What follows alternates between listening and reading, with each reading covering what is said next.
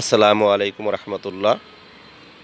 বেসরকারি এমপিভুক্ত school, college, মাদ্রাসা, কারিগরি এবং ব্যবসা শিক্ষা প্রতিষ্ঠানে কর্মরত প্রতিষ্ঠান প্রধানগণ এবং আমার প্রিয় সহকর্মীবৃন্দ, পাশাপাশি যে যেখান থেকে শুনছেন সম্মানিত সুধীবৃন্দ, আজকে অত্যন্ত গুরুত্বপূর্ণ একটি ভিডিও নিয়ে উপস্থিত হয়েছে। সেটি হলো, আমরা জানি এনটিআরসির কর্তৃপক্ষ ষষ্ঠ গণবিজ্ঞপ্তি প্রদানের লক্ষ্যে যে কার্যক্রম শুরু করেছেন, সেই কার্যক্রমের ধারাবাহিকতায় তারা গত কয়েকবার ই রেকজিশন নিয়েছেন।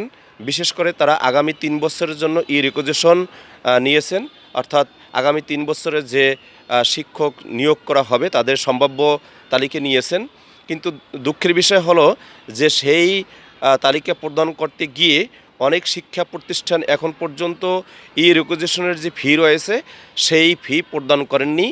তাই এনটিআরসির কর্তৃপক্ষ একটি নোটিশ জারি করেছেন। সেই নোটিশে তারা উল্লেখ করেছেন যে ইতিপূর্বে যে সমস্ত শিক্ষা প্রতিষ্ঠান ই রেকজিশন সংক্রান্ত ষষ্ঠ গণবিজ্ঞপ্তির জন্য ই রেকজিশন প্রদান করেছেন কিন্তু ফি প্রদান করেননি, তারা 15/1/2025 থেকে 17/1/2025 পর্যন্ত এই ই রেকজিশন ষষ্ঠ গণবিজ্ঞপ্তির ই রেকজিশন ফি প্রদান করতে পারবেন।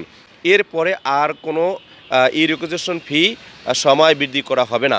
তাই এখন পর্যন্ত যে সমস্ত শিক্ষা প্রতিষ্ঠান এই ফি প্রদান করেননি তারা অতি দ্রুত এই সময়ের মধ্যে ই রেকজিশন ফি প্রদান করুন এবং এই ষষ্ঠ গণবিজ্ঞপ্তির যে সমস্যা, সেই সমস্যা থেকে আপনি এবং আপনার ভবিষ্যৎ যে সমস্ত শিক্ষকগণ আসবেন তাদের ঝামেলা মুক্ত করুন। ধন্যবাদ সকলকে। ভিডিওটি সকলের উপকারের জন্য একটু শেয়ার করে দিতে পারেন। আল্লাহ হাফেজ।